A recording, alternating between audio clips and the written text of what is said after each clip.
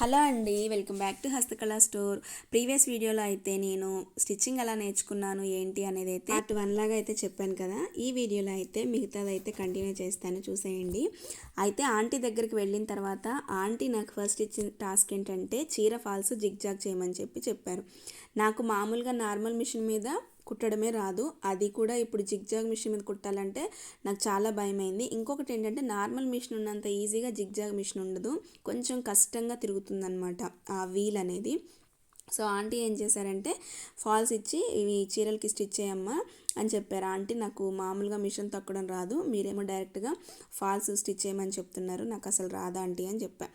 Aunty అన్నారు నేను ఒకసారి చూపిస్తానమ్మా చూడు అన్నారు. సరే అని చెప్పేసి నేను ఆంటీ స్టిచ్ చేసినప్పుడు చూసినప్పుడు ఈజీగా ఉంది, కానీ డైరెక్ట్గా నేను ప్రాక్టికల్గా చేసేటప్పుడు చాలా కష్టం అనిపించింది. ఎందుకంటే ఆంటీ జిగ్జాగ్ మిషన్కి మోటార్ ఫిట్ చేసి ఉందన్నమాట, నాకు మోటార్ మీద రాదు. ఇంకొకటి ఏంటంటే నాకు నార్మల్ మిషన్ మీద కూడా కుట్టడం అంటే తొక్కడం రాదనమాట నార్మల్ మిషన్కి. అది కూడా మళ్ళీ ఆంటీ డైరెక్ట్గా జిగ్జాగ్ మిషన్కి మోటార్ ఉండేసరికి దానితో స్టిచ్ చేయాలంటే చాలా కష్టం అనిపించింది. తర్వాత అనుకున్నాను చూసినంత ఈజీ కాదు స్టిచ్ చేసేటప్పటికి అని. తర్వాత నేను మోటార్ మీద నేర్చుకోవడానికి మినిమం 2 months పట్టిందండి.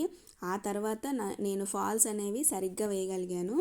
అలా నేనైతే ఫస్ట్ స్టార్టింగ్ మిషన్ మీద మోటార్తోనే డైరెక్ట్గా స్టార్ట్ చేశాను అనమాట. నెక్స్ట్ పార్ట్ నెక్స్ట్ వీడియోలో కంటిన్యూ చేస్తాను, చూసేయండి. థ్యాంక్